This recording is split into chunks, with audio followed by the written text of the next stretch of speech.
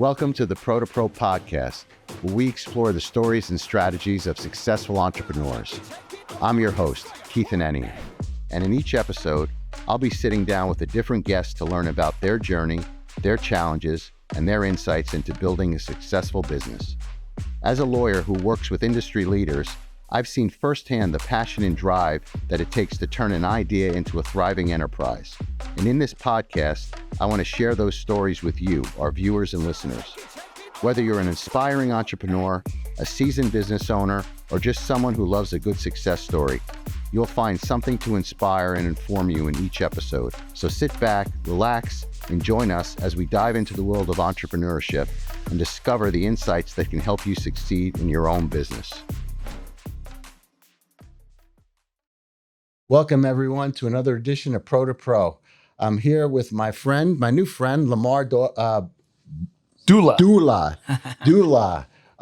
owns the San Francisco Upholstery Company. Welcome aboard. Thank you. Thank you for taking the time to come meet with us here on Pro-2-Pro. Absolutely. It's a pleasure. Thank you. So a little bit of background. You were brought to us from our videographer, Cameron. Yep. Good friend of mine. Who basically told me that you were like a father figure to him growing up. He said you knew him before he was born. Yeah, that's true. Yeah, him and his father go way back. So yeah, he's a good kid and you can see his growth. So it's actually awesome. Yeah.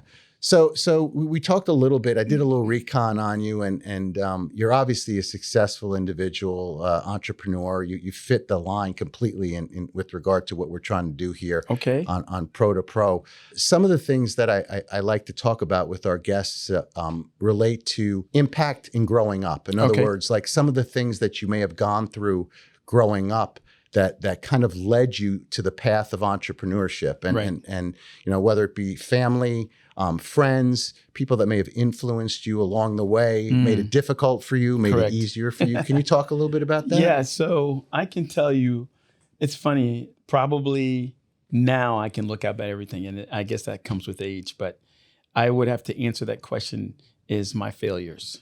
Okay. And I was the kid that wanted to be everything. And what I mean by that is I wanted to be a stunt man. I wanted to be an astronaut. I wanted to be a professional soccer player. I wanted to be the coolest jobs that you could think of. Oh man, I want to go work for Nike, or I want to work for Adidas. Whatever it was cool out there to be. I mean, I want to ride motorcycles. I wanted to do everything. And I mean, I wanted to collect coins. I wanted to collect money. I wanted to collect matches. I collect bottles. Collect books, Nancy Drew books back in the day, everything. And, you know, when I look back at that now, it's sort of kind of goes back in reflection of all my failures, because I failed at all those things. And I couldn't understand. I just thought I just sucked at a lot of stuff. But I realized that every failure that I had taught me another lesson for the next failure. Okay. And I can only correlate that now, but back then, which happens to a lot of people, is that you think you're not good enough, your approach is wrong, do I not have enough schooling enough? You start putting all these whys, and I didn't get, but it's a part of life. It's the part of makeup. I mean, you'll hear a lot of people say, there's only, I'll go back. There's only so many things in the English language that we speak a day, right?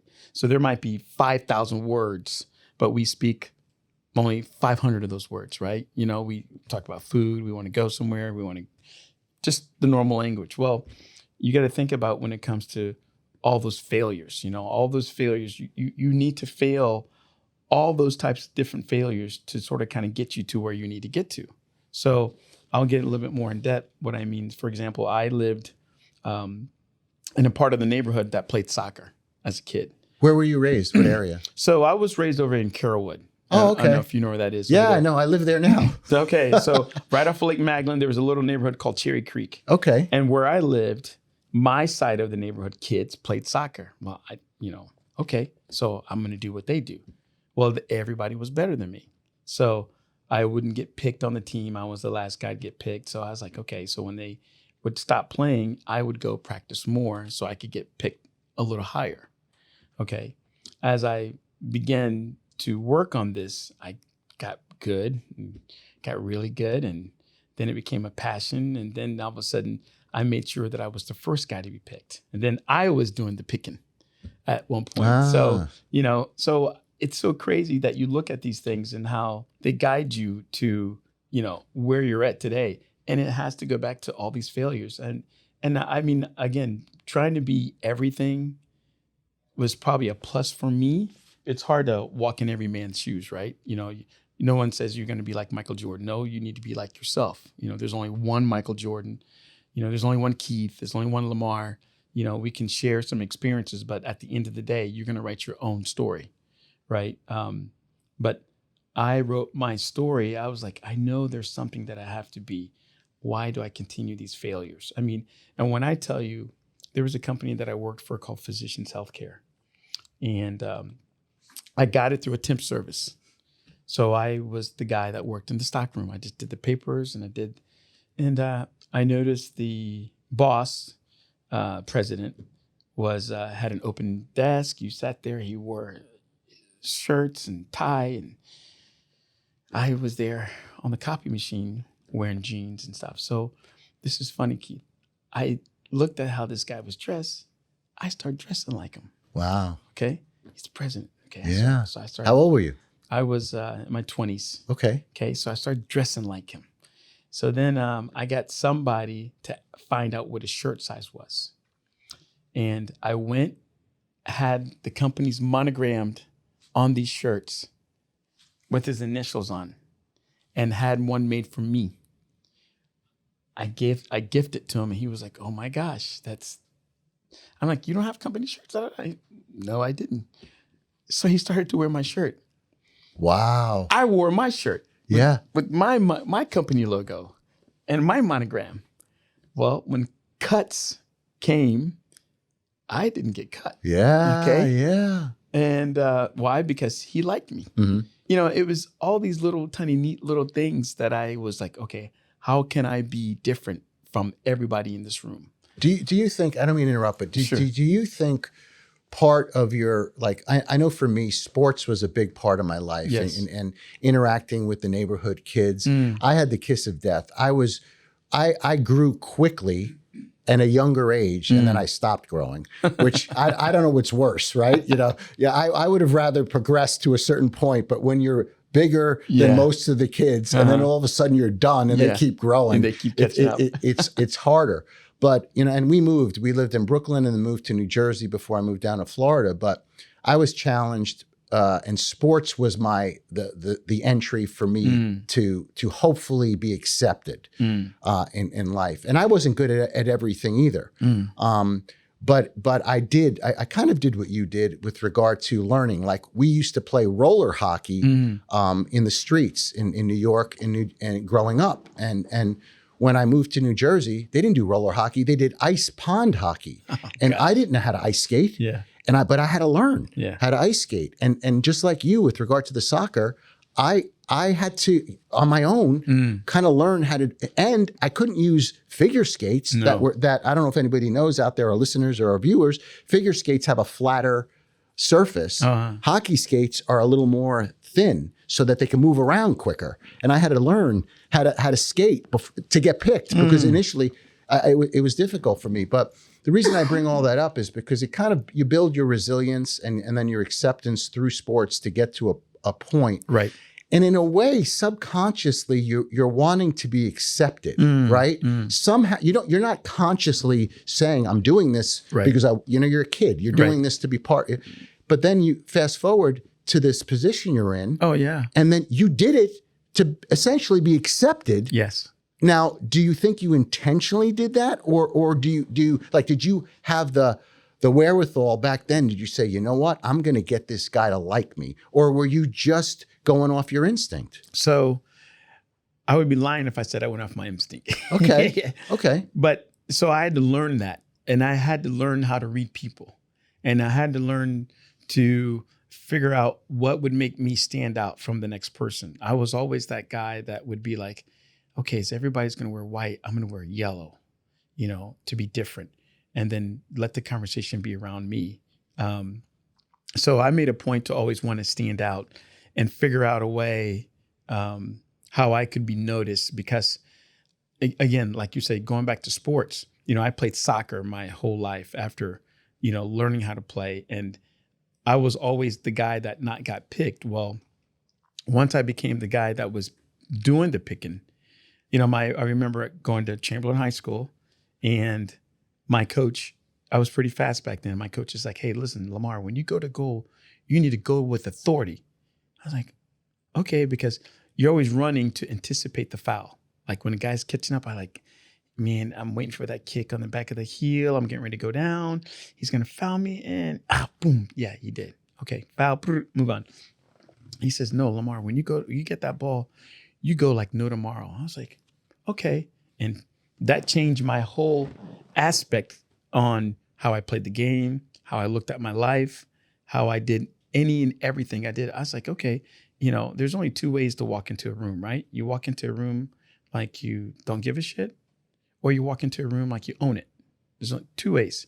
So I was like, okay, so I'm gonna go to goal like I'm going to score this goal. I'm nobody's stopping me, even the guy that's behind me. So I started putting this way of thinking and thought into my life every day. So to answer your question, yeah, later on, it became, okay, it's something that I need to recognize and do.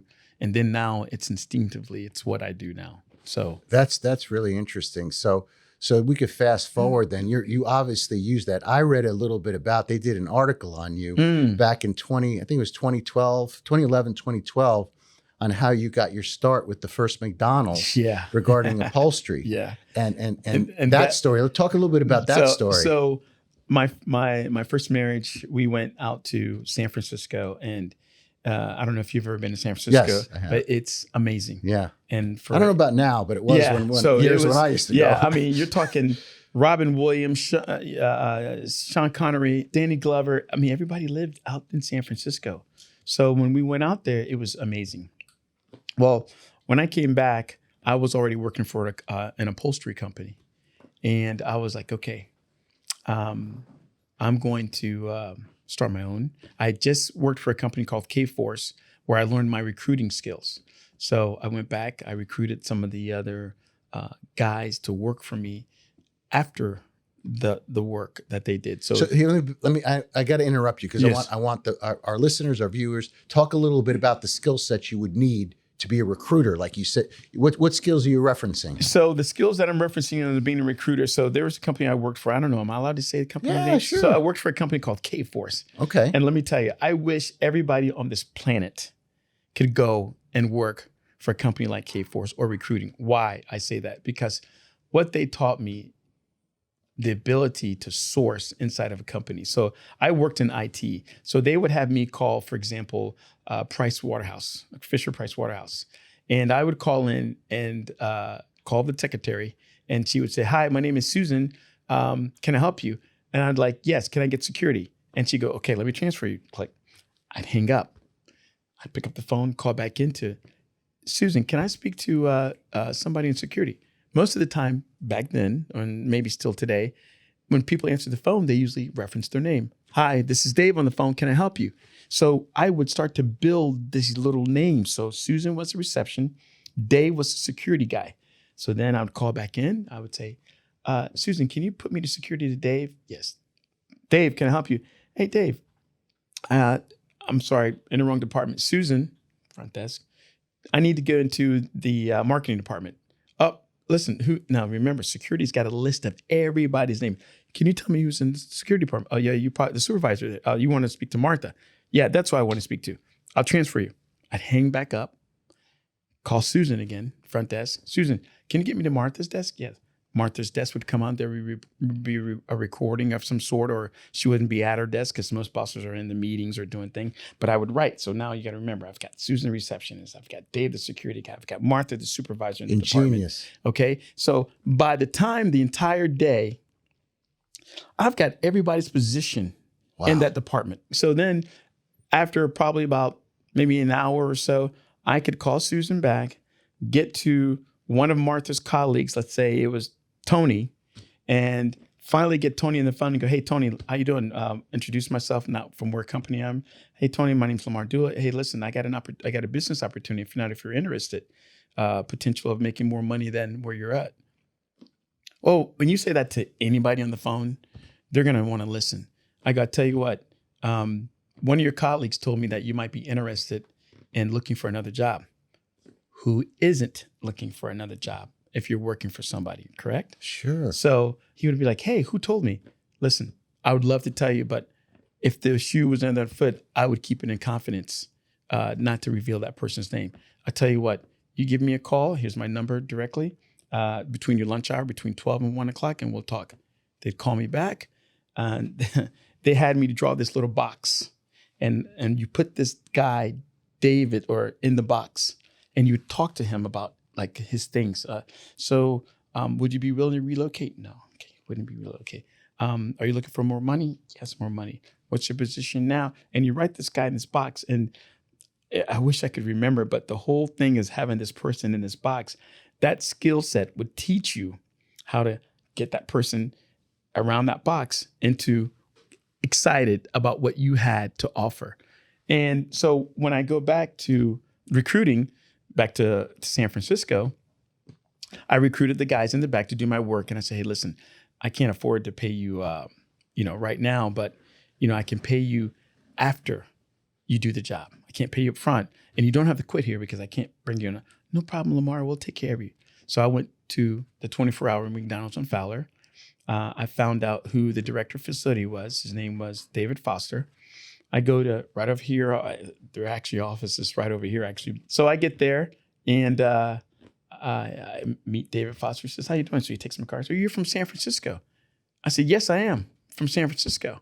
The company, San Francisco Upholstery, hired me to come over here to open up the division in Tampa. He's like, man, I just got back. He says, man, me and my wife went to San Francisco. What a great place. Oh, really? Did you go over there by the area they call Haight? Yeah, man, that's great. Yeah, oh man, that place it's been there for a long time. What about over there where the war is, the sea line? Yeah, man, those guys are, they're protected, so you're not allowed. And all I was doing was telling him the same places that I visit as a tourist. Okay, yeah, Sean Connery lives out there, Danny Glover, and I think Madonna's got a house out there. And yeah, the weather's great there. If you little ways drive down to San Diego, it's a little quick. So he's like, so we talked for 30 minutes about San Francisco. And it was like I was from now back then there was no Google. Yeah. Okay. Sure, yeah. So nobody's Googling your name and checking you out to make sure that you say what you do. And so we talked for 30 minutes before we talked about anything about San Francisco. And after 30 minutes, he goes, okay, I'm sorry. We're getting off track. What do we need to do? I said, well, I need to give you a price for it. Okay, let's go ahead and let's do that 24-hour McDonald's. Let's do the whole thing. And that was my first deal. And that was Casper's company. And they own about 100 something McDonald's, and we did them all. Wow. And it was incredible. And, I go back to some of my stories and my sourcing, because they asked me, where'd you get the name San Francisco? Well, if you're standing in the sidewalk and you're looking at two pizza joints and you're going to go to Tony's Pizza, or you're going to pick Chicago deep thin, extra cheesy, great crust pizza place.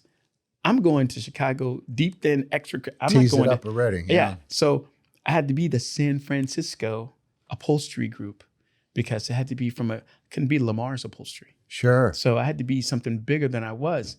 And that's when I figured out, like, okay, so this stuff works. So, again, walking into a room, you walk into a room like you own it, or you walk into a room like you don't care who owns it.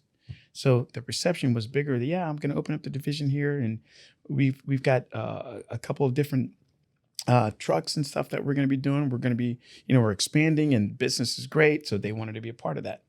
And McDonald's was my first customer. And then now, we do BJ's restaurants in like 9 states: Alabama, South Carolina, North Carolina. Good for you. That's great. Texas. And it's crazy. My job is what my craft is. What I do is it's like I'm an elf, if you want to say, because I don't know, how many upholstery people do you know? Yeah, none. Yeah. Okay. Everybody knows painters. Everybody knows drywalls. Everybody knows a guy that does but you don't know upholstery people. So we do Ocean Prime, we do Maggiano's, we do stuff in Vegas, we do.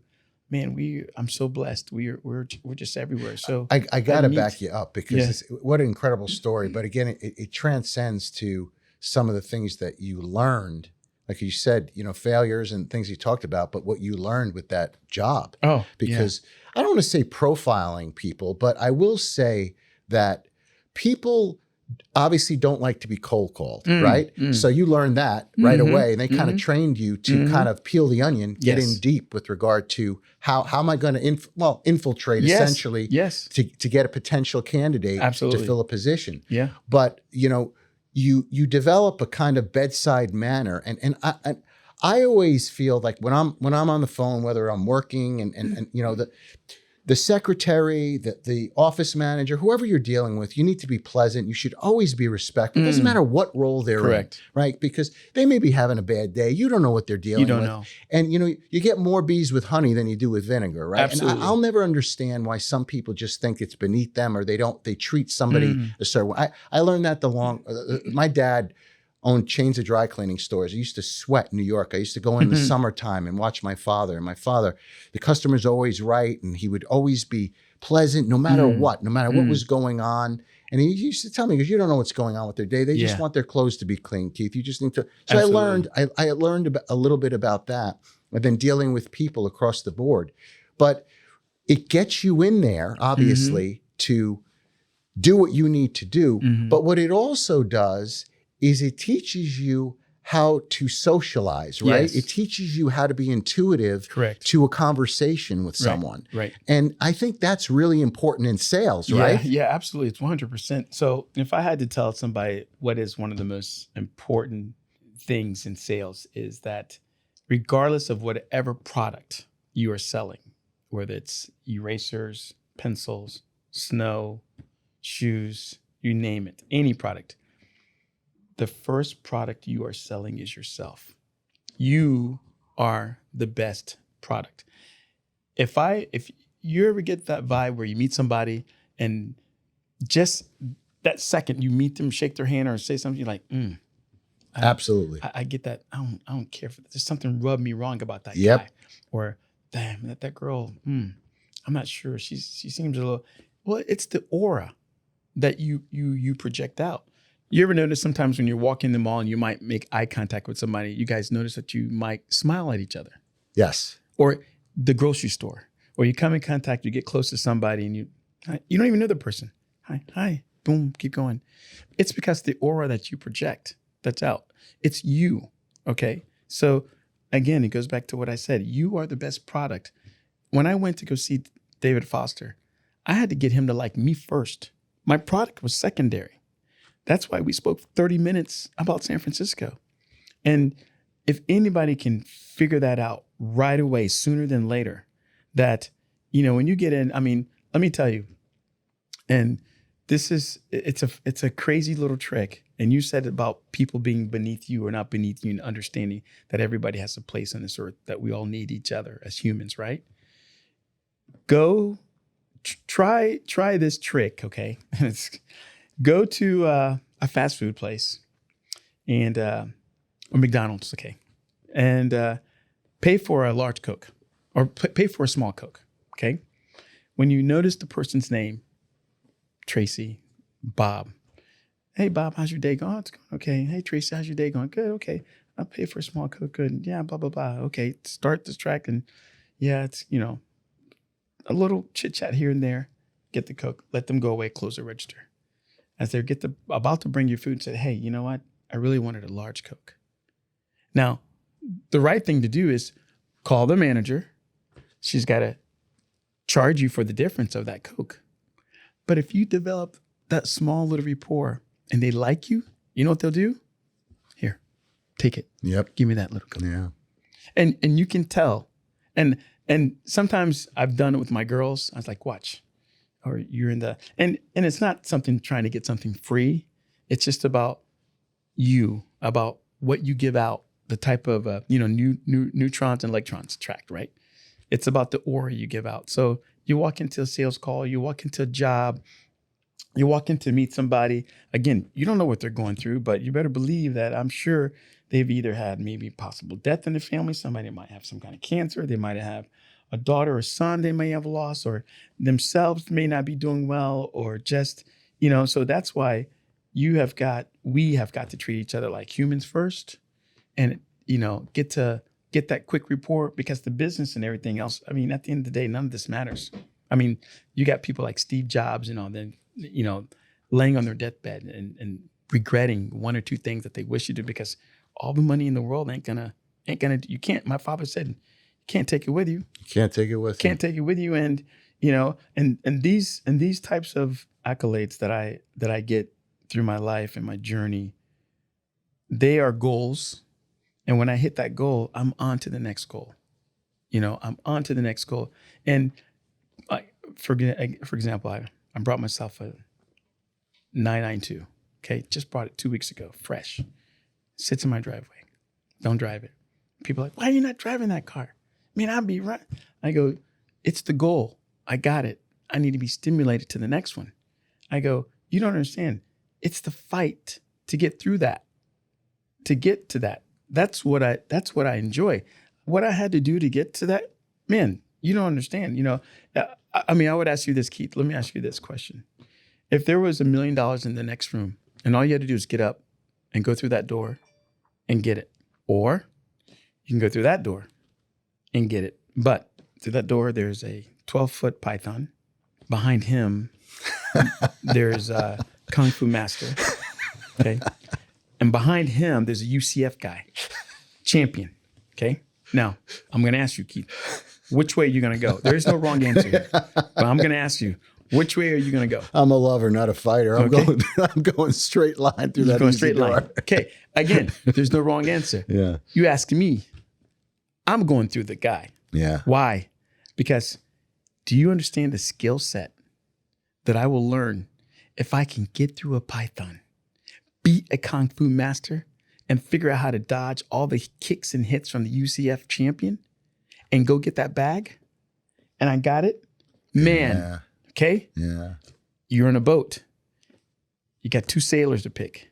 The sailor says, hey, Keith, I'm the best sailor, man. I've sailed 100 hours.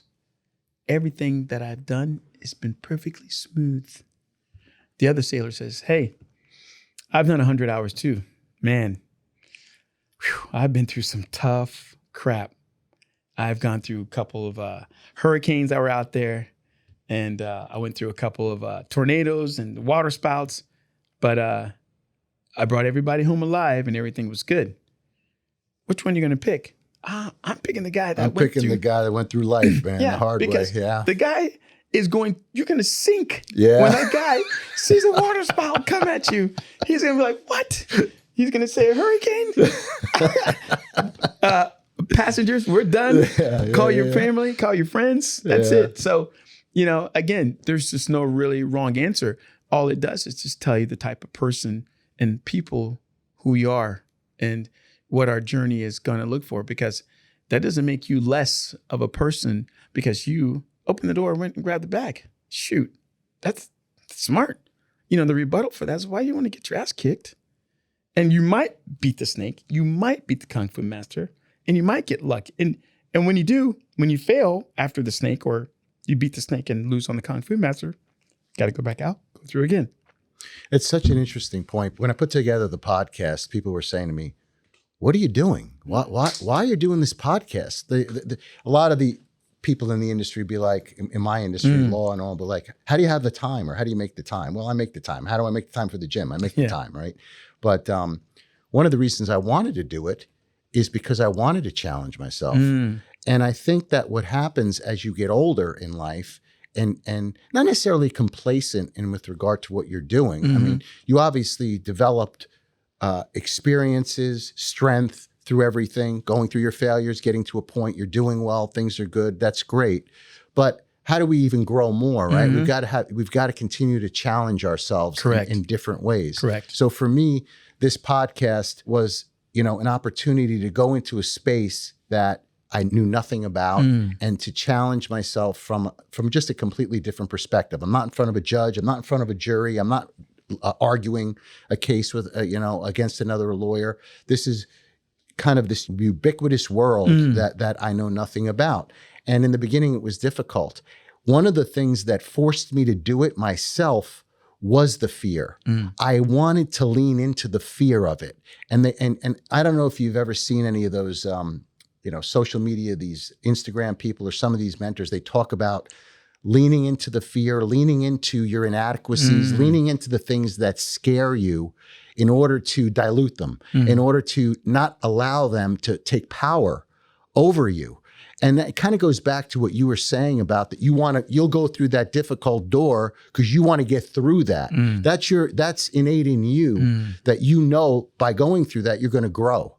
To do those things. Absolutely. And it transcends, I think, to business. Yeah. I think it transcends. It all does. It's all connected. And the magic is, Keith, like you told me early on that, when you did go through this journey of what you're into the podcast, which is great, by the way. Thank you. Well, guys, you make it great. But what it's happened, that it trans into a certain business point on not even asking for it. Some of the referrals you've got, some of the accidental, calls or new clients that you got because of this action created a reaction. And once people figure out that, it really goes back. I mean, I tell you, this generation, I hope that some of the young people that are watching this, they need to understand you've got to go back to some old school stuff. I said The Karate Kid to a couple of people and they were like, what? Man, you guys need to watch Karate Kid.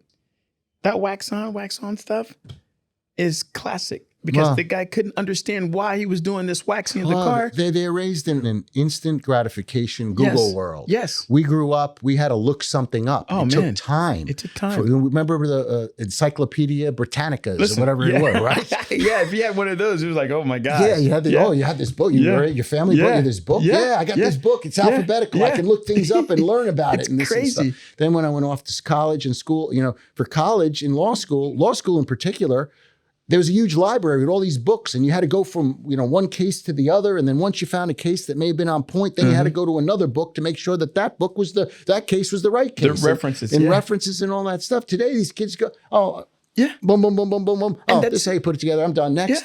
And it's the same thing in their social life, right? Yes. It's the same thing with dating. Yes. It's a very empty world that these kids live in. It's so unfortunate. I told my two daughters, thank God blessed me for them. I tell them, I said, guys, you don't understand. You guys are lacking, and when I say your generation, you guys are lacking critical thinking.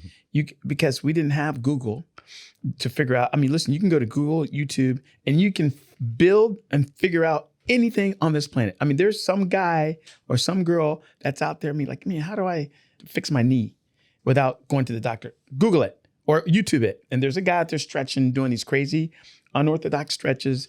And I was like, back in the day, like you said, we had to figure it out. You remember this, Keith?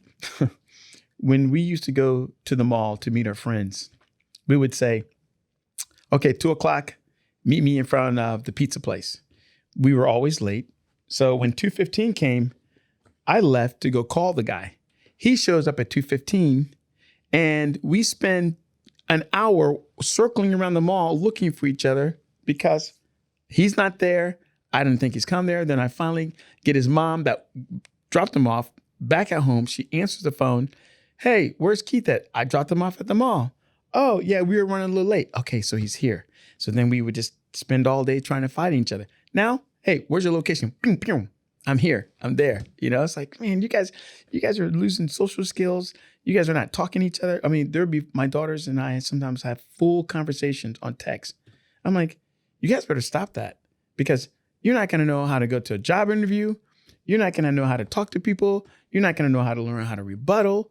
You're not going to learn how to have body language or how to, when someone throws an interjection in, you're not going to know how to rebut that or you're not going to have to answer that. I mean, man, I'm telling you guys.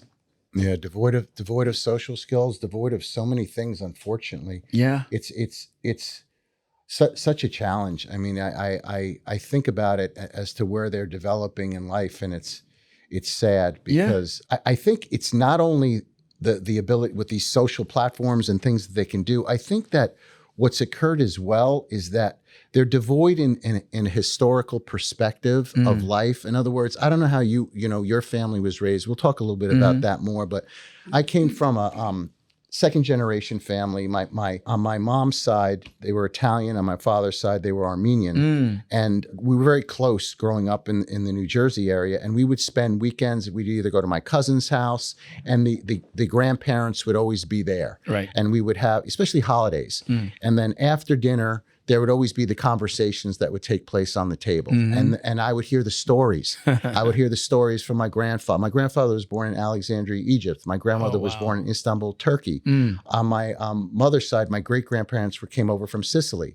So I learned these stories and the hardships and the things that they went through. And growing up, I think back now, obviously, at the time, some of it was noise, but I also have fond memories of those discussions, listening. My grandfather spoke 7 languages fluently. Oh, wow. So there was things that I was exposed to that gave me a greater appreciation for America, for where we are now, for my journey, having to go to school, doing what I have to do, the failures that I went through to get to the point that I'm at now.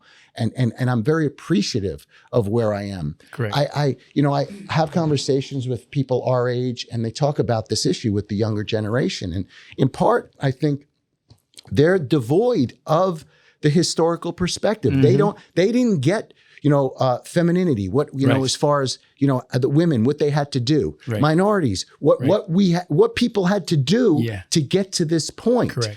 And so they just think that, America sucks, or this or the other other thing. What are your thoughts on some of that? I mean, again, I talk with my girls about understanding their Black history. My girls are mixed, so they also have Latin history as well too. But I'm like, it's important for you guys to understand what we went through, what your culture went through, to understand how we got to where we are. So 1, history doesn't repeat itself, but 2, you understand some of the reason why things are said today or things are done today in a certain way. Those things are so important. And because you go back for a second, Keith, when the older generation used to talk to us when we were kids, the things that they would say would, stop dancing. You guys are not allowed to dance like that. It's too provocative. Yes. We couldn't do things like that. And, we used to play in the street. Yep. And we had to be home before the street lights. Yep. And we used to go roller skating. I mean, these were big things. And now it's a different world, and we need to adapt. I understand that. We're smart enough to understand that. And this is why, example, I'm learning, like you, challenging yourself. I'm learning about AI. Yeah. I'm learning about Chat GPT-3, and I'm taking courses on these things because I don't want to be an end user of these products. And what I mean by that is, some people walk on and they turn on the light and use the light so they can see. I'll walk in a room, turn on the light, and want to know, okay, so how did electricity go from that switch all the way to that light bulb? And how's it wired? And, I don't want to be the end user of AI. I don't want to be the end user of Chat GPT. So these are the 2 new emerging markets that are out there. So like you challenging yourself, I want to be in the forefront and learn this stuff. So when the time comes, again, I'm not going to be an end user. I'll be a part of the growth of it, or I'll be able to turn around and purchase stocks in the company that are supporting this, that are making the AI or that are making the Chat GPT. I'm going to go a step further. I have a close friend in the UK who is developing a certification through AI, in which he believes, and he's a visionary. Elliot, shout out to you, Elliot Wise. He believes, and I agree with him, that there will come a time where corporations will probably need to have an AI officer, an individual who is there to authenticate and to ensure that whatever products or things that are being utilized are legitimate. Correct. And are sourced correctly. Yes. What do? You give it a badge, kind of like Price Cooper's water, some type of certification that exists in the AI world. And I congratulate you for embracing. Most of us, we don't necessarily want to embrace it. I want to embrace it as well.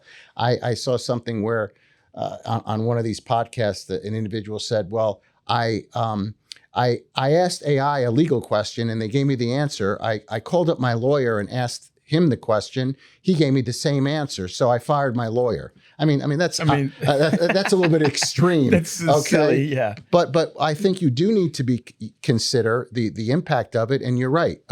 Instead of being an end user, and being reactive to a circumstance, why not embrace it somehow, figure out how to work it? Because at the end of the day, it can potentially benefit you in whatever career path you decide to take it. Yeah, you need to be cognizant of these types of things. And I tell my girls, you guys need to pay attention to what's going on in the world. Don't just think that things run here in Tampa or the United States or just a few things. You need to know what China's doing.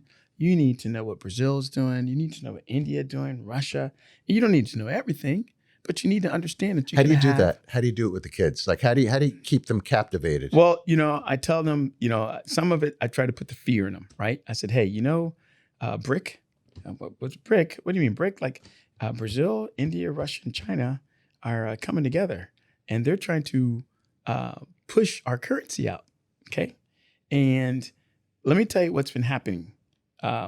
For 100 plus years, the United States have been a big bully. Okay, we have dominated every country there has been, and we've just been a bully. Everybody knows the story. What happens to a bully? The day is coming. We're either going to get punched in the nose, and we're not going to be able to retaliate. And I mean that metaphorically, right? Sure. So something's going to happen. I don't know if it's going to be in our time or these young people time, but be ready when it comes. And it's going to put us either at number 2 or even as number 3. The way they rank the superpowers is how a country can defend itself, right? So if you can't defend yourself or to the level you can defend yourself, you start falling off to your country number 3, 4, 5, 6, 7, 8, and blah, blah. And by the size, of course, your military. So right now we are number 1 superpower. But the things that China is doing, they are collecting so much data on us. That's why this podcast will never be on TikTok. Right? They are collecting so much data on us. They are going to be able to tell our moves before we even think about it. And I tell my girls, listen, you guys have got to be cognizant of this stuff or what's going on. You got to read a little bit. You have to understand what these other countries are doing because we have been a big bully for so many years. And the day is coming to where someone's going to stand up to us and kick our ass, or someone's going to come and punch us and we're going to run away and come back even stronger.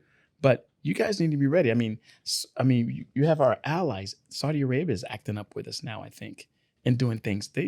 Everybody just always rode our coattails. It's interesting. The podcast, we cover a bunch of bullet points. We cover life. We cover, politics at times. We cover family issues, challenges. And sometimes I get in conversations with my guests. I tend to be a little conservative in my approach on things. I'm fiscally conservative, but at the same time, I want government out of my hair. Correct. I don't want government involved. I want people to be empowered to do things. Correct. And we know that the very small elite group want everybody to rely on government. Mm-hmm. They hate people like us. Correct. Because you can't control us. Right. But that's where they're going with everything. Yeah. And I think in part, and I don't think it's a conspiracy theory. I agree with you. I think that whether it be Davos, I think it's called Davos, and what they're trying to do with this currency control, and electric vehicles, where if we're on a currency exchange that's electronic, so to speak, then what happens with regard to where our spending can and cannot be if the government decides, no, you're not going to be able to get gas, or no, you're not going to be able to air condition your home because we don't want you to, and things like that, for the moral good of everybody else. But don't you question us in our jets and in our planes and where we're going and what we're doing. Yeah. And I agree, probably not our generation, right? But if you have children growing up, they need to be aware. China is training their children to become, involved in society, whereas we're training our children to be, coddled and indulged, even to the point of gender. Yeah, it's mind-boggling. Yeah, it's crazy. What goes on? Yeah, it's and again, not knocking on anything on anybody, but everything seems to be about mental health now. Okay. And I agree with people have a lot of problems. But Keith, when you go back to our days, man, there was no mental health out there. And it was there, but it was very, very minute.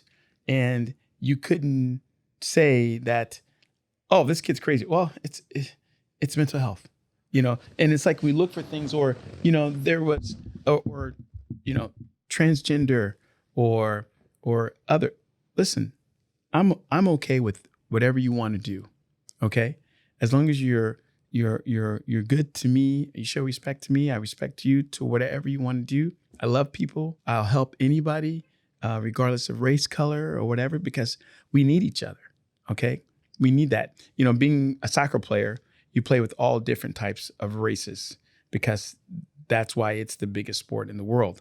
You play against different teams. So you can't be a racist, or you can't not like a certain culture if you play this game, because you will at one point play against that particular team or somebody of that team.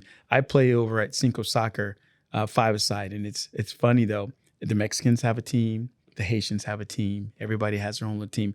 But man, these Palestine and Israel guys, they still fight. Oh, do they? It's crazy. They bring it with them, huh? On the field. It's crazy. Wow. I mean, these guys, and you're talking right down the street here. Yeah. And the Palestinians will play, and nobody realized it, that these teams had formed like that. They just happened to be a couple of Israeli guys that say, hey man, we want to fill the team. So they did. The Palestinian guys just happened, and the Mexican guys, and everybody's just, and there's the mixed team, and everybody's guys that went to college together and everything. And scheduling came up one day, and they figured out that accidentally on the soccer field, Palestinians and Israelis were playing against each other. And man, they tried to kill each other. Wow. It was crazy. So yeah, I as a person, I embrace everyone. I try to embrace everything because I know that I'm a God-fearing man. So I know the first thing that I do when I get up every morning is I thank God, and the last thing that I do is when I go to sleep is I thank God, because He woke me up and gave me an opportunity to be who He wants me to try to be, and I try to be the best person I can. I'm not perfect. I've had my faults. I've had my ups and downs. And again, that goes back to my DNA of who I am. I've had some of those uncomfortable things where walking in the mall, and this was just like a couple of weeks ago. I walked fast, and I'm walking up on this lady because she's just walking slow, and she really thinks that I'm gonna take her purse. Oh, wow. And you could see her clutch it, and I was like, oh my gosh, because I catch up to her, and she's walking straight. So for about maybe 10 seconds, we're walking next to each other, and she's like, uh-oh, something's about to happen here. So I see her, turn your purse, and then just stop to look at pair of tennis shoes at the window. I'm like, so I circle back, and I was like, oh my God, come on, really? Well, let me ask you about that, because that's an interesting topic, because I really, growing up, like I had friends of all different races growing up. I really never got exposed to the concept of prejudice. I mean, I've read about it. Right. I've seen it. I think it's despicable. We're human. We're all human together. I've seen instances in that I've actually been embarrassed, and I've said things. My dad, God bless my dad. My dad had a store in Harlem, and that store, it was safeguarded during the Harlem riots because my dad loved everybody, and everybody loved my dad. And so I guess I was fortunate in that I was exposed to certain things that my father taught me. And prejudice sometimes can be, racism could be bred within, right? Depending upon how you're raised. But so now you're a successful adult businessman going to the mall, and you still have to deal with this crap. Yeah, you still deal with it. And my dad taught me, and this is part of who I am as well too, but I've got this thing to where I even share with other people. It's like, listen, go out there and grind, but don't let them see you. And what does that mean? What does that mean? And what I mean by that is that, I told you I brought me a 911, but nobody knows that I have this. They don't see me driving in that bad boy. And it's not that I'm afraid. It's because if my vendors knew that I'm doing so well, because of them. And that's the whole point of it. You do a good job. We want to keep you more work. They would feel some kind of way. And as a race, we've always been told not to show because we've had things that when we do show, it's been taken away from us, or it's been shunned, or it's been, so okay, well, don't let them see you. Grind in the dark. Okay, grind in the dark. Don't let them see you. Don't tell them everything. Don't let them know, because when they know, it's over. They're gonna chop you up, man. They're gonna tear you down. That's interesting. They figure out, oh man, Lamar's doing that. Oh, well, you know what? We're giving him too much work. I can't enjoy the fruits of my labor like I really want to. Do you believe that may be based in racism, or do you believe in general that just in people love to hate for whatever reason? I don't necessarily. It might be a little bit of combination of both, but I think it's more because, again, coming up, remember, I was born in 1967. Martin Luther King and them was around. My mom went I was through born in all 1965. Okay, so I come up through some of that stuff. And then playing soccer, I can't tell you, we would go to tournaments and there'd be 15, 20 teams. I'd be the only black guy out there out of all those teams. Wow. Okay. Okay. And then I'd play soccer, which is supposed to be my escape. And I can't tell you how many times that they would use an adjective to describe me, to say, hey, let's mark that black guy.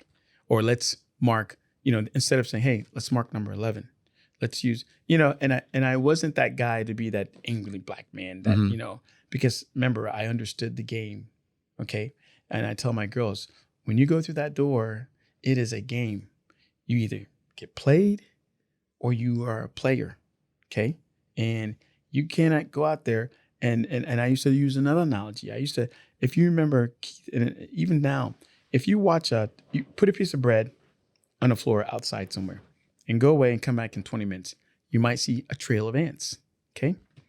And then that trail of ants, put your foot on the floor and see what happens to those ants. And those ants freak out. Then after about 5 minutes or so, they're either going to do two things. They're going to go over your shoe, or they're going to go around the outline of your shoe and still continue to that bread. So I used to ask my girls, okay, which ant do you want to be? If you had to pick an ant, which one do you want to be?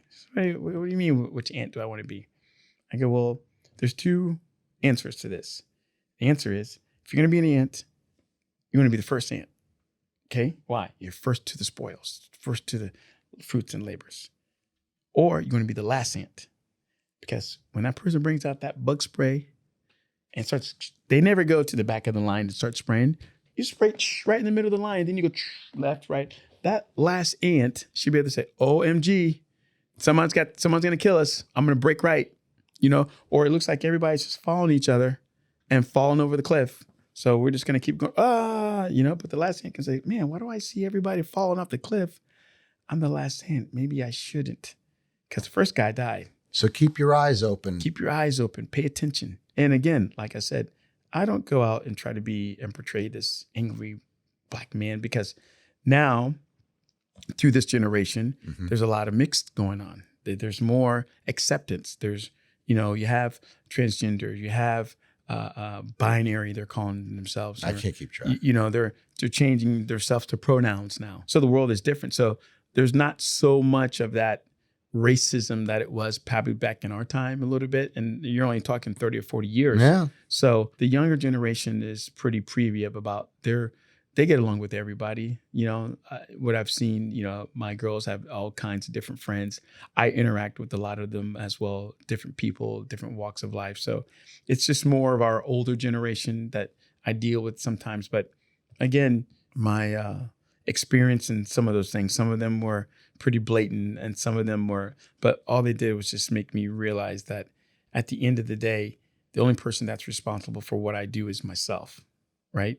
So I'm not going to let any president, whether it's Republican or Democrat, I'm not going to let any manager or any person of authority to control what I do or control my destiny, because at the end of the day, it's all about me and which route do I want to take. Do I want to go through that door and grab that bag?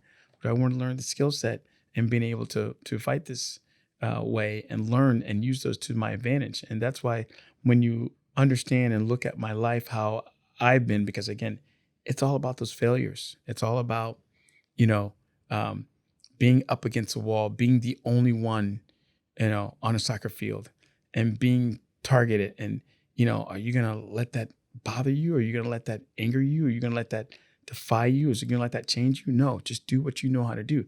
Grind in the dark. Well, you let it fuel you, essentially. Yes. Yeah. You are exemplary with regard to how you've established yourself in your career and with your kids and where you are. Tell me a little bit about some of the challenges you had to go through in establishing yourself. And do you believe that being minority helped you or hurt you in any way as you progressed in your career? Right. So at first, I was always like, I thought it hurt me. Okay. I thought, they don't want to give black guys a chance. They don't want to help us. Nobody wants to help us. And, then they have these certifications. You can, for example, I'm a DBE certification, which is a disadvantaged business entity for the airport. So I have that.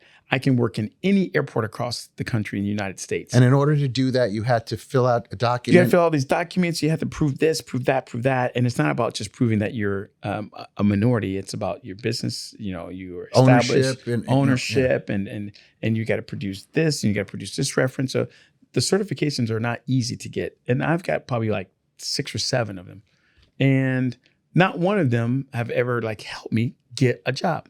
Now, I used to go to meetings and people would be like, hey, I got this certification and I don't have any work. And underneath my breath, I would listen to it. I go, man, do I sound like that too? And I was like, well. Was it like an entitled type thing with some people? Some of the people thought, hey, I'm black and I have a certification, so give me work. Do you think affirmative action or some of those type of programs instill that in people or do you think it's somehow? I think some of it does, but my whole point is all I want is the opportunity. Give me the opportunity to play on the same field. If I suck, I suck. I got to go back and I got to work harder. What does Martin Luther King say? Judge me by the merit. I forget that phrase. He's a judge, but not the color of my skin. Judge me by the merit of my character or something like that. Yeah. And I just want the opportunity to sit at the table. That's all. And you better believe me, you give me the opportunity to sit at the table, then I can play. The problem was a lot of us weren't getting that opportunity to sit at the table. So what I had to figure out to do is, okay, if I can't get at that table, what can I do? I can dress like the owner. Okay. That's what I can do. I can be like the boss and get him to understand and like me.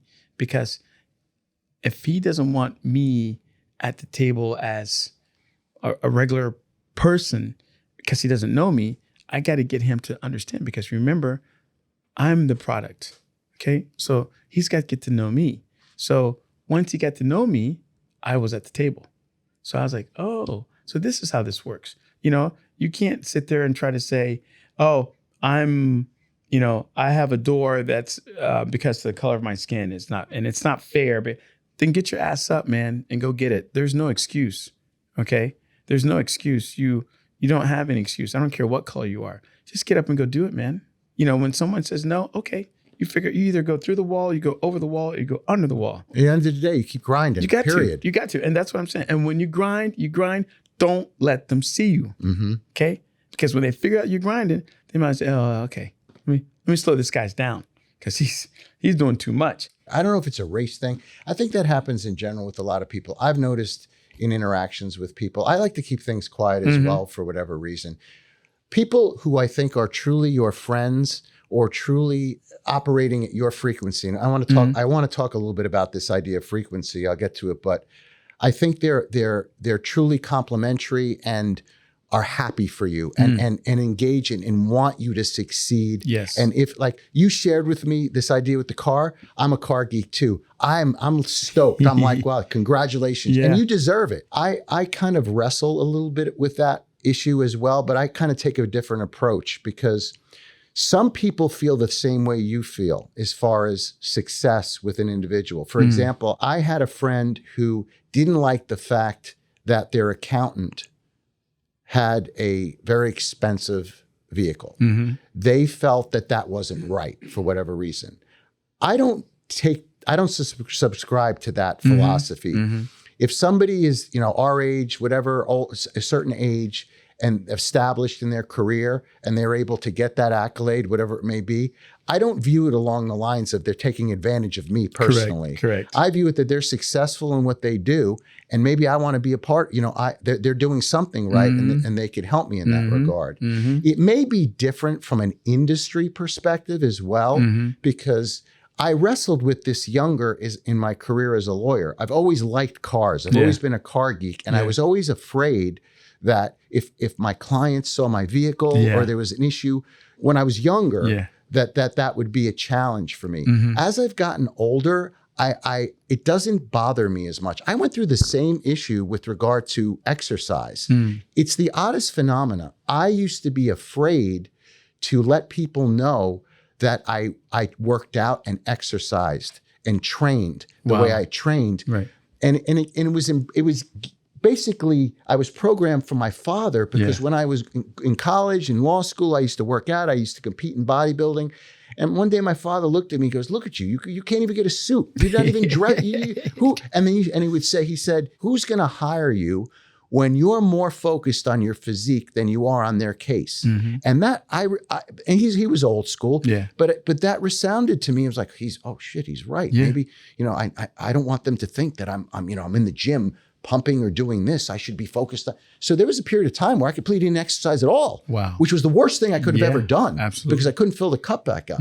So I think where it all goes to is that sometimes we end up trying to do things to please others, but at the end of the day, we shouldn't give a shit, because I'm proud that I've been able to get certain things in life now.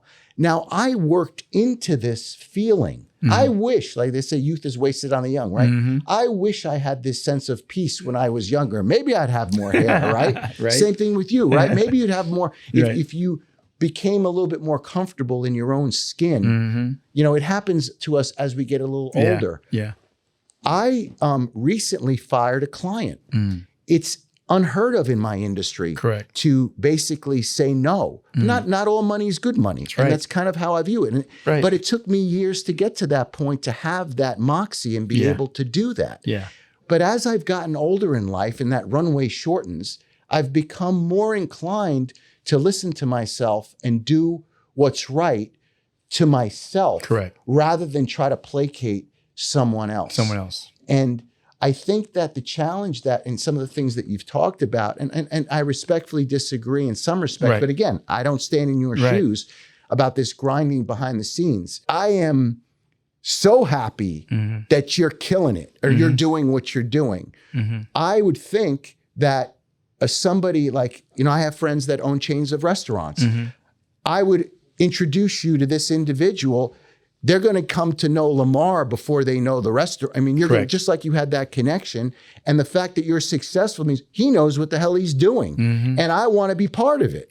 So I kind of take a different approach, but I do understand the challenge and the struggle, especially as you're ramping up, right? As you're going through that career to get to that point where you could potentially feel comfortable. It is definitely I don't want to say metamorphosis, but it's a transition to get to that place. I think we all go through that. Well, so the answer to what I figured out to be able to show the fruits of my labor, for that matter, was to diversify my business.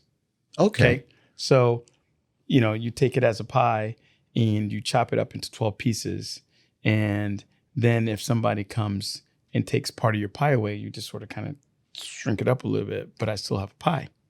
So that's why I end up having different divisions of my company of San Francisco. So we have a pressure washing division, which we do stuff for Hillsborough County Schools. We have a janitorial division, which we clean the Strass Center and a couple other places. Then the multiple other businesses that I'm involved in, which is the drone company, which I have in Brazil, the government contracting SAM registration company that I own, and then being part of a group that owns restaurants. And that's the answer for me, it is that, okay, if you do grind in the shadows, then you diversify yourself. So if somebody wants to come and hate on you, which there are haters, or someone's envious or jealous of you or whatever, that you need to put yourself in that predicament to where, look, man, I could be touched 10 times. Y'all ain't going to mess with me. Yeah. You know, you can't. And that comes from all my failures and learning that I position myself to where, like my father says, make sure you have your plan B for A and C for B. And just to be case, make sure you got D. So you're not reliant on one revenue stream, for example. You've ensured that you have multiple. And so you're not reliant on one person flipping a switch and you're done as well. Yeah, because that would kill me. So I always used to say, I want to be really big in a little way, right? So what that mean? I have a podcast going on. I have a little bit of deal over here going on. I'm making a couple dollars over here, making a couple. At the end of the day, I'm making $40,000, $50,000 a month. And that's what I want to make. So you break that up. If somebody comes and takes that away, now I'm making $45,000 a month. Okay. I can deal with that still. Yeah. You see what I'm saying? So that's a good point for our listeners and our viewers, that you should consider, don't be so reliant on one particular revenue source, because the spigot could be shut down. You could, you need to think of, and it's not a jack of all trades. I could tell just by talking to you this period of time, you made methodical decisions predicated on due diligence to get into different areas. Now you may have kissed some frogs along the way, but you've made certain decisions to get to a place where you're not so necessarily reliant on that. And that is important, especially for entrepreneurs. But, absolutely. But I also think that it's important to learn your craft, whatever it may be initially, and become competent initially before you diversify. Yes, absolutely. Because I think that's, sometimes people try to be everything to everyone, and you can't. No. I find it in my industry too. I am in a unique position with regard to the law because I have been exposed to different areas of the law, and I am old school in that I am multi-practice. I can not only create a contract, draft documents, I can litigate those documents. Many times attorneys will do one or the other. I've got exposed to both, and I do both. Right. It's the same thing, in life, right? But for the most part, you would really want a subject matter expertise in a particular area. Right. And especially the youth and people who may be listening or watching this, not necessarily stay in your lane, period, to stay in your lane, but learn your craft, become good at your craft, develop that either passive income or ability to have that money coming in. And the mistake I made, and I'll share this with you, never lose sight of that initial revenue stream to go somewhere else. Absolutely. Always safeguard that initial revenue stream. Yes. When I was younger, I got involved in a .com at the worst time I could have got involved in a .com in the real estate space in early 2000s. And I met this young couple who had this great idea about taking Google Maps at the time and aggregating it with MLS listings at the time. This is just about when Zillow had come out, and just prior to there was no Realtor.com. Oh, wow. And the idea was we were going to import all the MLS listings on a Google Map overlay. And then it was a subscription-based model in which we were going to sell zip codes to brokers. Wow. And we actually had a broker license as well to do that. And I took that on. It was like, it just grabbed my entrepreneur. And I had been practicing about 15 years, I think, at the time. I took that on, embraced it, went out to California, venture capital companies, raised money. I was all for that. I gave up my day job for that. Oh, wow. And it was the worst thing I could have ever done. We ended up, I raised the money, but we ended up losing our shirts. It was 2007, 2008, got bought. It was done. Move on. But you know what? I look back in retrospect, learn my lesson. That's it. Don't give up your day job, so to speak, right? Absolutely. So talk a little bit about that. So my dad always said, like you said, be good at one thing first before you go. I think Bruce Lee said something about he was afraid of the guy so there was two guys. He says, one guy would say, I could kick you 10,000 different ways. Oh, wow. Okay. Then the other guy says, I can only kick you one way, but I practiced the same kick 10,000 times. Okay. So Bruce was like, I'm afraid of that guy. Not the 10,000 guys that can, because I might be able to block all 10,000 of them. But the one guy that can kick a hole through me one time that he's practiced for 10,000 times, That's not who I want. So yes, practice your craft. San Francisco is my baby. It is what's given me the foundation, that God has blessed me with to be able to go out and find a niche and be able to do these certain things that let me branch out to, go here, go there, go left, go right, have my plan B, have my plan C, invest in movies, invest in so many different things and be a part of. And, you said something earlier about, being around and knowing all kinds of different things. But what I found out is that just go and get the person that's good at that and make them part of your team.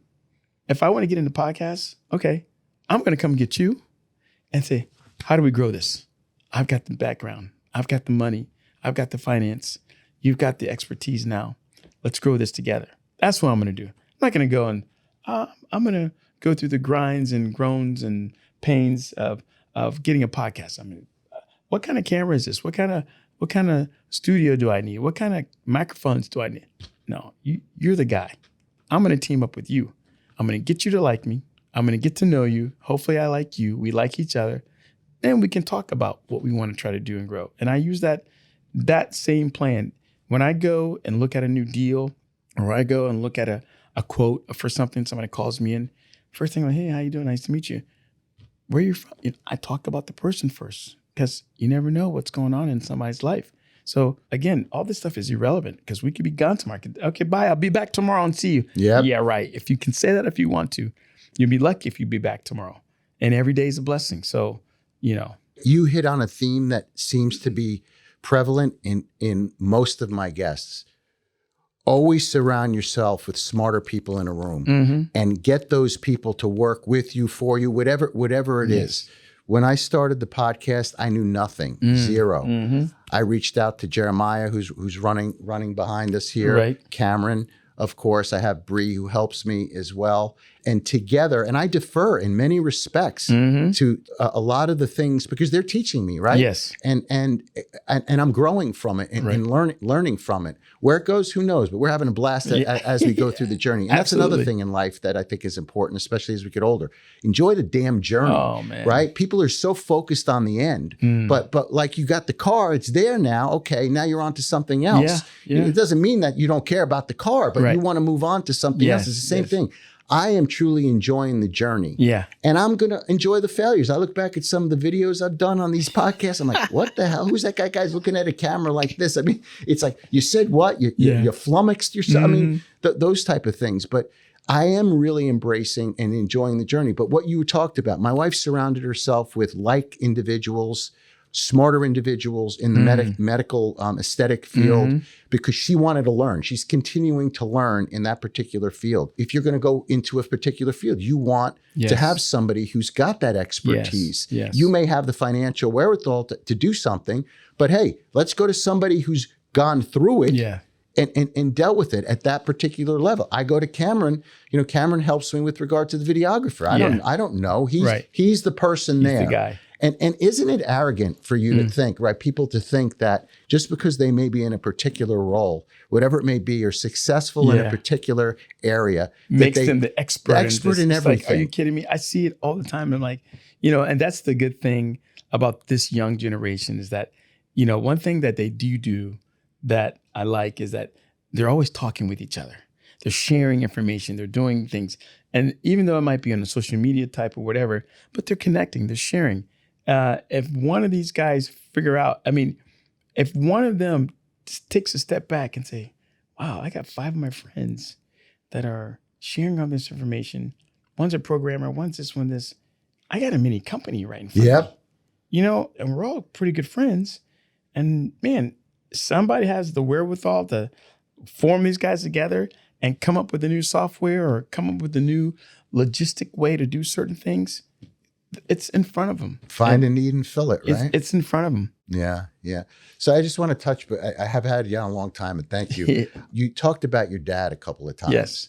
And obviously he must have been a bit, is he still alive? No, he's not. Fortunately, he's not. But he was my a bit mom is, impacted. of course. Yeah. Okay. Both my parents were. My dad, he worked for Eastman Kodak when it was around. Yeah. And then he came down, he went for IBM And yeah, my dad was, he was super smart and, top of his class, and got a great job and work and just hustled. And I seen how he hustled. And then my mom's work ethic, she was a nurse, but she was, 3 to 11, then staying back to 7 to 3 and just grind and worked and worked. And So you think that's where you got it from? yeah. I see my parents work, quite a bit. And, thank God my mom's here. And my father always told me that you can always tell a good man by the relationship that he has with his mom. Okay. So I take care of my mom. Now, when I say take care of her, I don't, thank God she's still on her own doing her things, but I take care of her. I take care of her anything financial she may need. I'm there for her. I see my mom. I talk to my mom every single day, sometimes twice. My father was, again, he just worked and just chopped that wood and just got out there and got it. So between the two of them, I think it's, again, part of my DNA, because then me being a little bit more crazier and a little wilder and more of a risk taker, because, you can't be afraid to go out on a limb, because that's what the fruits are, right? So go. What I got from my father, God rest his soul as well, is that I never felt judged. My father, and I went through 2 divorces, and I thought I was, in my second one, I was miserable. And God bless my wife. I've been with my wife for a long time now. I got lucky. But I was so down on myself the second time around. And I talked to my dad about it, and my dad was like, life's too short. What are you beating yourself up for? Yeah. Stop it. Move on. You got to move on. And that was one of the things I learned from my father later in life, like anything else, because I talked earlier with the guys about the fact that from a career perspective, I was always focused, always on a railroad. I would say the railroad tracks with regard to my career. Emotionally, in relationships, I was stunted. I never learned how to develop that aspect of intimacy or the reasons why I should be with a particular person. I learned it later in life that your spouse needs to be your best friend. Correct. Your partner needs to be your best friend, and then the sky's the limit. And my dad kind of taught me that later on in life, and it took time for me to have the light come on. I feel blessed. Some people never even get that. No. But leading up to that, I was really beating myself up in this like funk about, making these poor decisions. It was just a terrible time period. But the fact that my father was there, and I felt judged by everybody else in my family but my father. Yeah. And, they say that that's subjective, that you're your own issue and feeling that. Whatever it was, I was living it. Yeah. And my dad really made me feel good in that. That's great. There's nothing wrong. Listen, there's nothing wrong with making a mistake. You get up, you move on, and forget about it. It's in the rearview mirror, but you remember and learn from it, Don't right? forget. Absolutely. So that's going to segue me to one last question. I'm going to put you on a spot. Yeah. Can you think of anything throughout your career, throughout your life journey leading up to the point where you're at now, where you were like, holy shit, I can't get past this. This is a tough one for me. I'm done, or it was life-changing for you to take you to a different place? Is there anything in particular that you can think of, or a couple of events that maybe occurred in your life that were transformational? Well, of course, the passing of my father was one that changed the course of how I did things, because now the responsibility was on me to make sure that I do what I say I'm going to do, because I need to take care of my family. How old were you when he passed? My dad was 55. Young, like so my I father, was, my dad was 55. So I was 20s, in my 20s. So it was. And how many children in the family? It's me and my sister. Are you the oldest? Yes, Okay, I'm the oldest. I'm the oldest too. Okay, so me and my sister, and then I have my brother that's adopted. Okay. So my father passed in my 20s. That was one life-changing that made sure that, okay, Lamar, you really got to. So the responsibility he had came on. Yeah, really had to make sure that I would be the one to do what I say I'm going to do, or I need to figure out what's going on.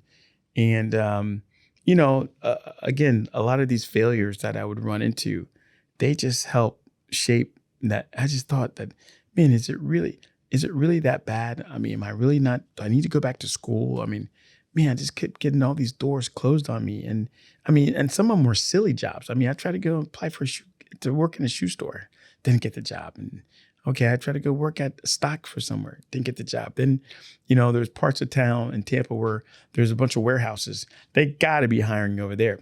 Couldn't get a job over there. I'm like, golly, man, what's going on? So during that period of time of like not giving up, out there knocking on doors, the persistent, I didn't know that stuff was building to the guy that you see in front of you. And as I continue, I end up coaching my daughter. And I remember, I can't tell you how many times, I don't know if you've had the privilege of ever to coach, but I coached for about 20 plus years. Oh, wow. Okay. And I coach girls because of my daughters. And when I coached the girls, there were 3 levels teams. There was the top team, the middle team, and the low team. Everybody tried for the top team, didn't make it, went to the B team. Then those top players that thought they should have been an A would have made the B. Then those B team players who thought they should have made the B went to me. So I would get like the angry parents or the pissed off parents, like, we really should be at least the B level. Because they live vicariously through their kids, so right? We should be at least at the B level, but okay, we're going to play for you. And I used to remember that I had to set the expectations for them early on, because if I didn't, every decision I would make would be wrong. Let me tell you, these parents, you would say, okay, we're going to do A. You turn around and they're throwing knives all on your back, just chopping you up. Wow. And my daughter should be here. My daughter should be there. My daughter should be here. And man, they'd go to the president of the club and he's not a good coach. He's not playing. Man, they would shred me. I mean, every year they would shred me. Different parents, different things. And the reason why I'm telling you this story, because by the time those U9s and U10s and U11s that I coached got to 16, their daughter quit. 80% of those superstars quit. My daughter being one of them, okay, was talented like no tomorrow. And by the time she had 16, Dad, I don't want to do this anymore. What? And the girls that I used to coach that were like superstars quit. And the reason why I'm sharing the stories with is because the expectations that the parents had and what the reality is in X amount of years, these types of going through these from the job, from coaching and having to deal with people, having to deal with the parents and learning this skill set was nothing. And then my second wife being involved in not being truthful with my second wife and hurting somebody, that is, man, when you betray somebody like that on that personal level, man, you feel like the worst person in the world. Because, when you do something like that to somebody else, not only do you have to live what you did to that person and feel bad about it, now you got to feel the self-inflicted pain that you did. So you're feeling it twice, okay? And like you said earlier, what your father said, man, you just have to, if you could go back and change it, you would. Yeah. I can't. All I can do is I can pray to God more. I can ask to be better. And I cannot forget what I did and remember what I did and try to be the best version of myself, even to this day. Even every day I wake up, I try to be the best guy that I can to myself, to my family, to my friends, to you, to what you're doing here, because I can't go back and change any of that stuff and again, that just shows you, no matter how successful you are or how much you think you got going on, we're still human. We're still making mistakes and we still need to ask for forgiveness.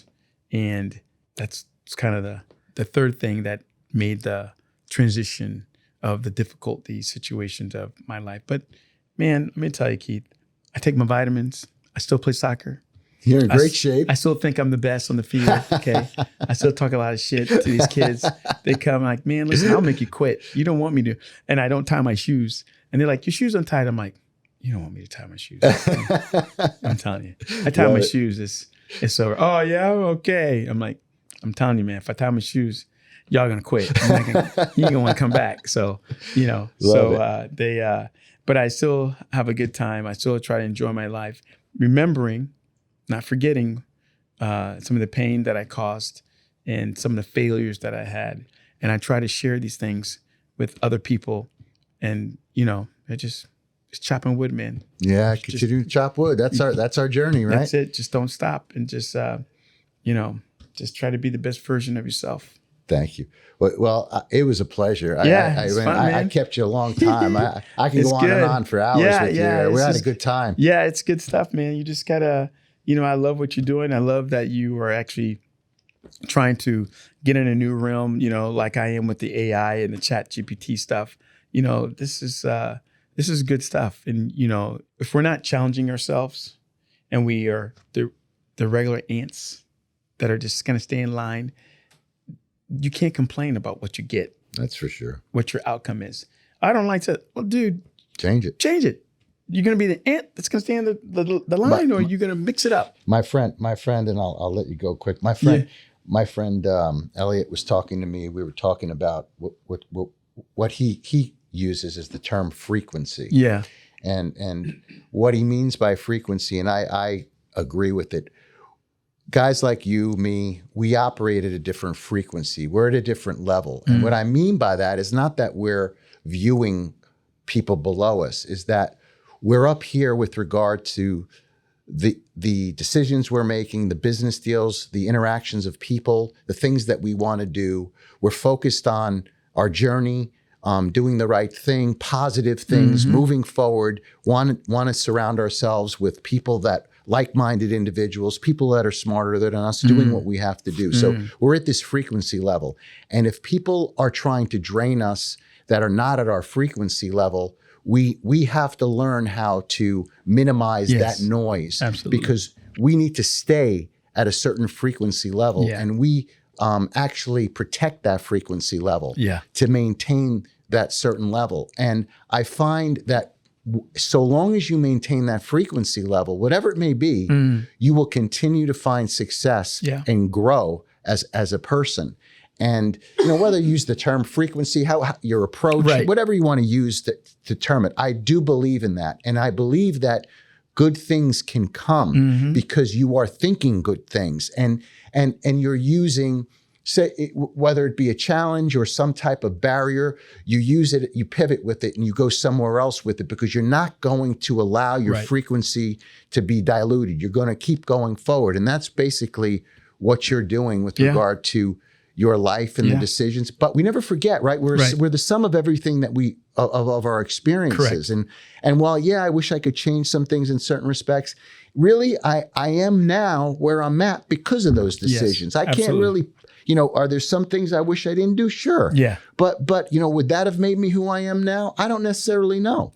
Right. But at the end of the day, I'm happy with where I am, and I'm going to continue to move forward. That's it, brother. So I really appreciate it. Well, thank you so much, man. We really had a good time. Yeah, thank you for having me, man. Thank you. Well, I hope you enjoyed another edition of Pro-2-Pro. If you like us, please hit the like button, subscribe, and be on the lookout for this episode when we drop it soon. Thank you all. Take care.